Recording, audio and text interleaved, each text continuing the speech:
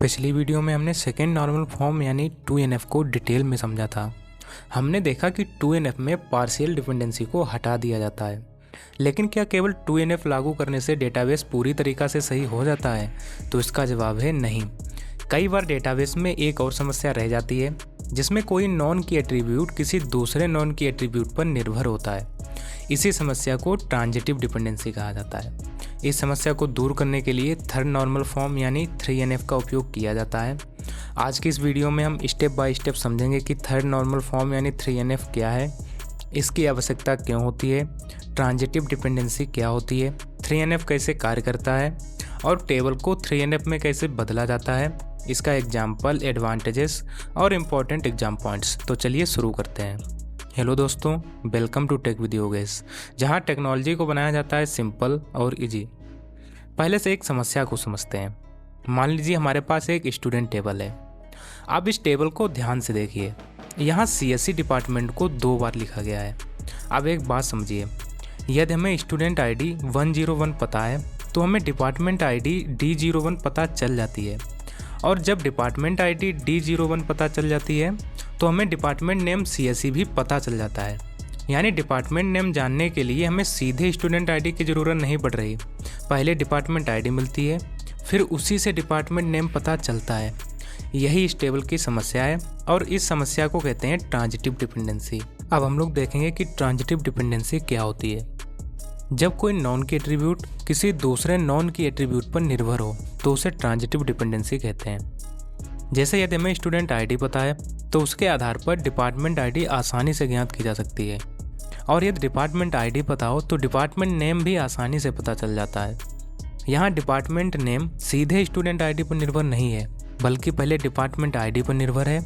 इसी स्थिति को ट्रांजिटिव डिपेंडेंसी कहा जाता है। अब हम लोग समझने वाले हैं कि थर्ड नॉर्मल फॉर्म यानी 3NF क्या है। थर्ड नॉर्मल फॉर्म नॉर्मलाइजेशन का तीसरा स्टेप है। कोई भी टेबल 3NF में तभी होगी जब वह पहले 2NF में हो और उसमें ट्रांजिटिव डिपेंडेंसी ना हो, अर्थात कोई भी नॉन की एट्रीब्यूट किसी दूसरे नॉन की एट्रीब्यूट पर निर्भर नहीं होना चाहिए। अब हम लोग देखने वाले हैं कि टेबल को 3NF में कैसे बदलते हैं। जो टेबल में समस्या थी, अब हम लोग उसका समाधान करने वाले हैं। पहले स्टूडेंट और डिपार्टमेंट की पूरी जानकारी एक ही टेबल में थी। अब इसे 2 अलग अलग टेबल्स में बांट देंगे। अब देखिए, स्टूडेंट की जानकारी केवल स्टूडेंट टेबल में है, डिपार्टमेंट की जानकारी केवल डिपार्टमेंट टेबल में है, और दोनों के बीच संबंध डिपार्टमेंट ID के माध्यम से बनाया गया है। इससे डिपार्टमेंट नेम बार बार स्टोर नहीं होता। यही टेबल अब थर्ड नॉर्मल फॉर्म यानी 3NF में आ जाती है। अब एक एग्जाम्पल देखेंगे। मान लीजिए किसी कॉलेज में स्टूडेंट्स अलग अलग डिपार्टमेंट्स में पढ़ते हैं। यदि हर स्टूडेंट के साथ डिपार्टमेंट नेम भी बार बार स्टोर किया जाए तो डिपार्टमेंट का नाम बदलने पर कई रिकॉर्ड्स अपडेट करने पड़ेंगे। लेकिन डिपार्टमेंट की अलग टेबल बना दी जाए तो केवल एक ही स्थान पर अपडेट करना होगा। यही थर्ड नॉर्मल फॉर्म यानी 3NF का वास्तविक उपयोग है। अब हम लोग इसके एडवांटेजेस देखने वाले हैं।